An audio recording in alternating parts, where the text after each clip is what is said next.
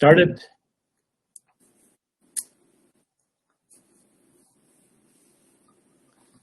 Let's give everybody a time to just settle in.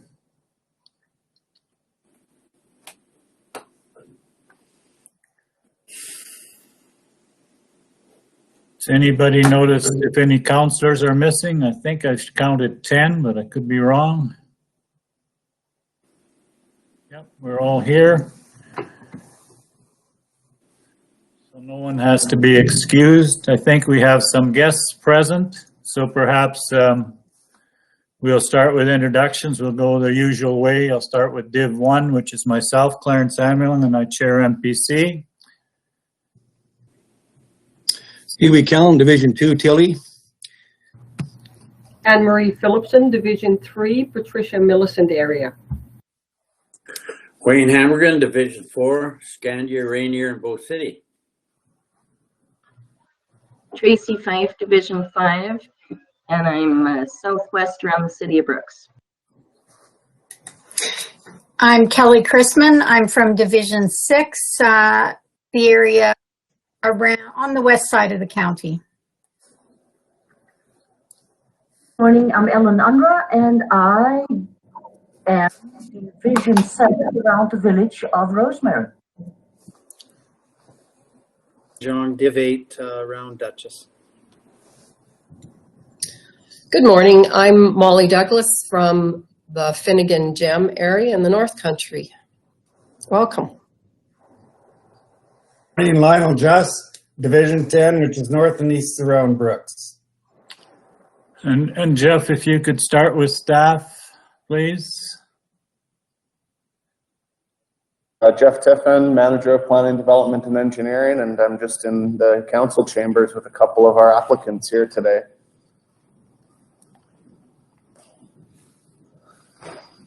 Can they hear? Maria, Janelle. Janelle Wigman, I'm the development clerk. Good morning. Thank you very much for coming in today. I am Maria Jackson. I'm the Supervisor of Planning and Development. And I don't see anyone else there as far as photos are concerned at the moment. So Jeff, perhaps we've got one of our guests there. Please have those introduced, please. I'm Josephine Steinbach-Bazano, and I'm applying for development and building permits. Thanks, Josephine. Come on over, guys, and introduce yourself. That's Josephine, and we've got a couple other folks here with us. Good morning, Mike Wenner, applying for a security suite. Here to answer any questions. Thank you.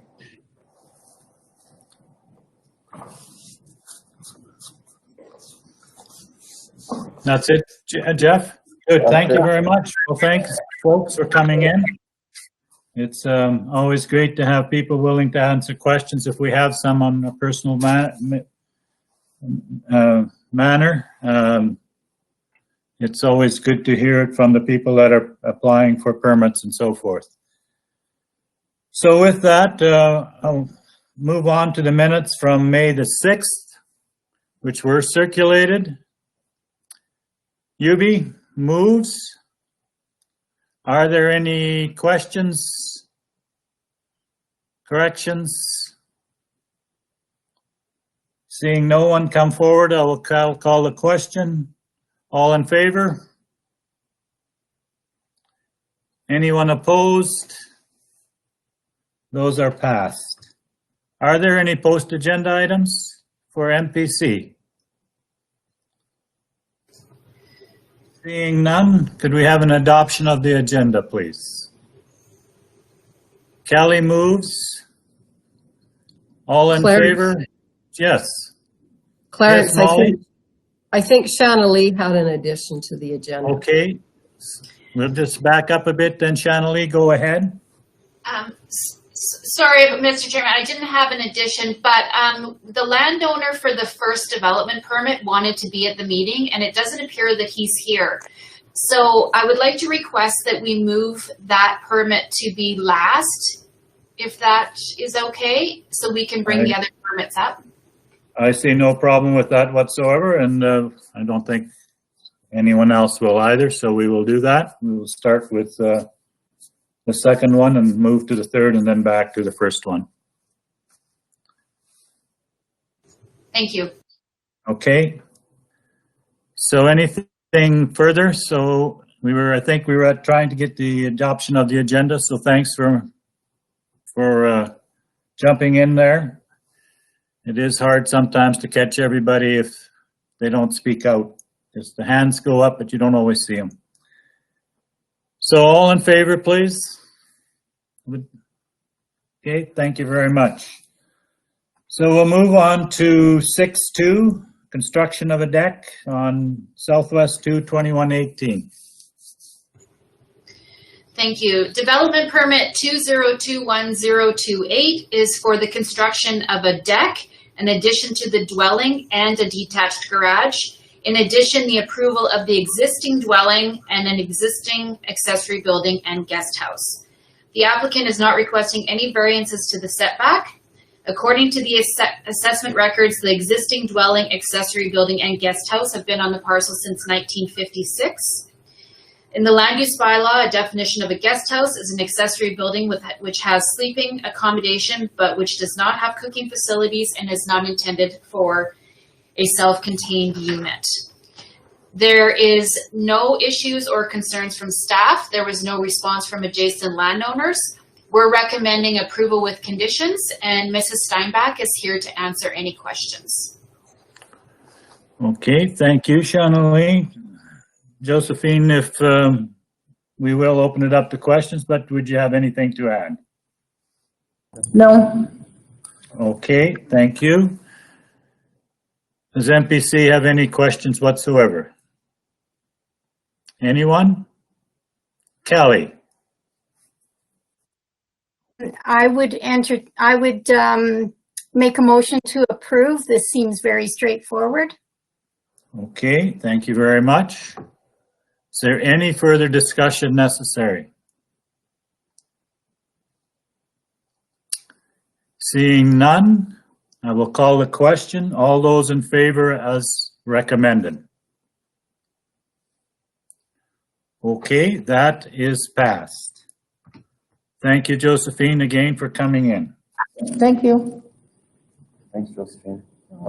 We'll move on to the third one, please, Shanalee. Development permit 2021032 is for the approval of a security suite. No variances are being requested with this application. The parcel is split zoning with the building is on the area zoned rural business. The landowners have installed a relocatable manufactured building to be used as a security suite on the parcel. They have sent in a letter to MPC requesting why they would like the security suite. There was no comments from adjacent landowners. There was no issues or concerns from staff. We're recommending approval with conditions, and the applicants are here to answer questions. Again, the same procedure. Mike, do you have anything to add at this point before the questions? No, I'm good. You're good? Okay. MPC, is there any discussion, any questions from anyone? Tracy? I was just going to move approval. Okay, Tracy does move. Anne Marie, I also saw your hand going up. Same thing? Okay, is there any further discussion? Seeing no one coming forward, I will ask the question. All those in favor of the recommendation? Anyone opposed? That is again passed unanimously. Thank you, Mike, for coming in. That was pretty painless. Thank you, guys. It's great to have you with our complications. Take care. Okay. Has anyone else shown up, Jeff? Or Maria? Jeff's still there. No, Nobody else? Not Okay. in person in the council chambers here, no. Okay. Ariana. Okay, Shanalee, let's go back. Okay, thank you. Mr. Smith is still trying to get into the meeting. I just received an email from him, so hopefully he does make it in. But development permit 2019070 is the application for a construction of a solar facility. The applicant obtained AUC approval on April 12th, 2021. The project is a 9.25 megawatt AC solar. The construction will commence in September 2021 and will take approximately 8 months to complete. During construction of the project, it is anticipated to employ approximately 15 to 26 workers depending on the phase of the construction. The site plan meets all applicable setbacks. There was no issues or concerns from staff. There was 2 responses from adjacent landowners, which were included in your package. Mr. Smith, I'm not sure if he made it here yet, but Planning and Development is recommending approval with conditions. Okay, thank you. The applicant is not here. I will open the floor up to questions and discussion. Kelly. My question is just to refresh our memories. AUC, Alberta Utilities Corporation, they ultimately make this decision. Is that correct? Would I be correct in saying it that way? Yes, that is correct. And Maria might want to add to that.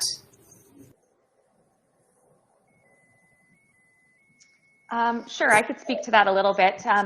So the AUC is the overarching decision-making board, I guess.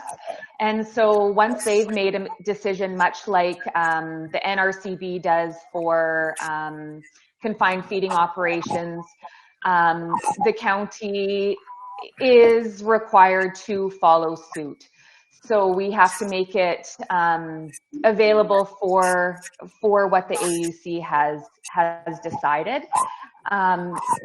BC is able to add some conditions if they feel that that's required. So that is something that can be discussed at today's meeting. Okay, thank you, Maria. Anything further? Ellen?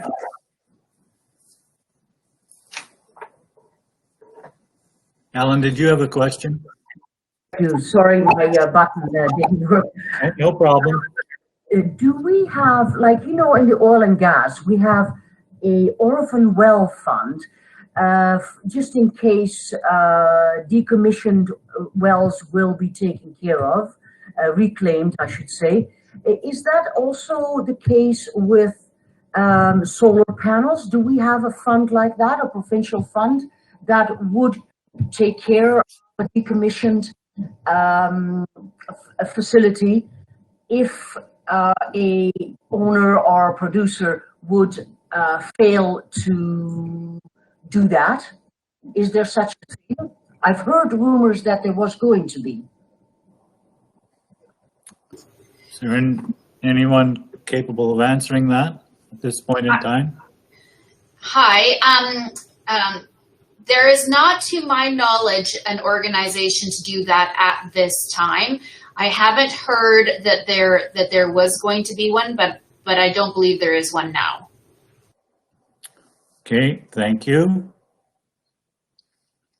Anything further?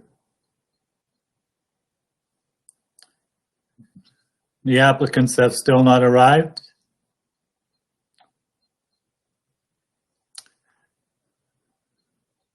Anne-Marie? Since there are no further questions about this application, I'm willing to make the motion to approve. Approve as recommended. Correct. Okay, thank you very much. Any further discussion? Alan? I guess I had just one extra question.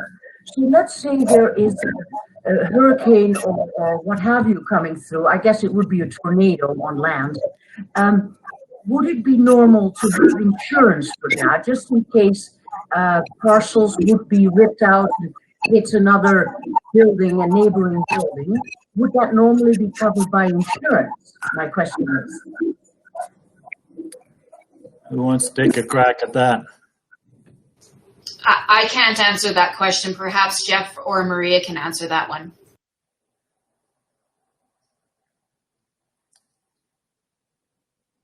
Can take a stab. Sorry, Clarence. I can take a stab at that.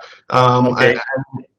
With any development, there is obviously the possibility of inclement weather picking up a structure and moving it off-site.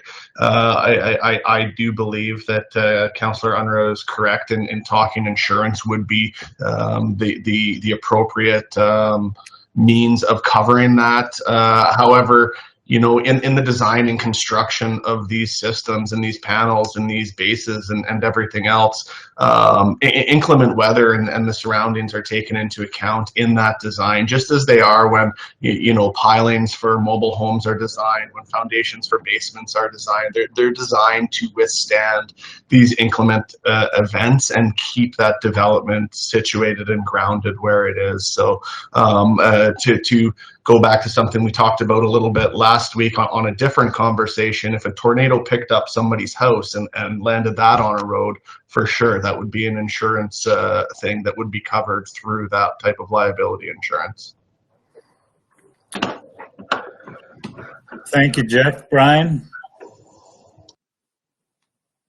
Jeff answered my question. It's Okay. just in regard, or my statement, and it is really in regards to when we look at development permits for all sorts of things.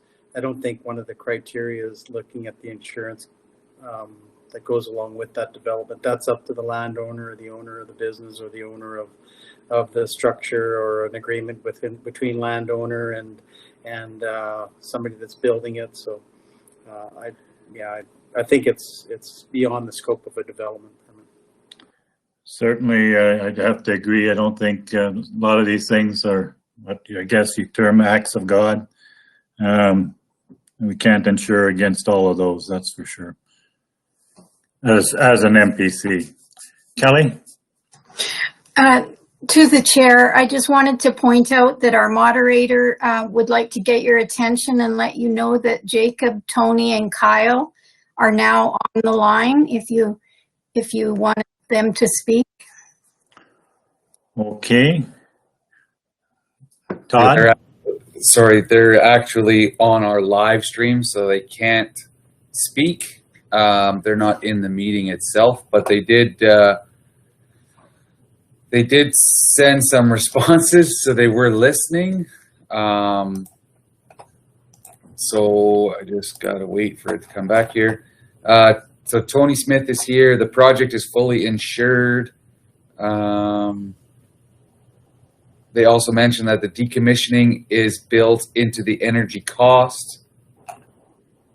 And they mentioned a couple times that they are here. So I apologize to Tony and Kyle and Jacob that I missed them coming into the live stream. So Okay. That's fine. I think if there's no further discussion, I'm open for a motion. Anne Marie, move as recommended. Yes? Okay. Any further discussion? All in favor of the recommendation? Is anyone opposed? Seeing none, this is definitely passed. We have no post-agenda items and nothing in camera. Question period.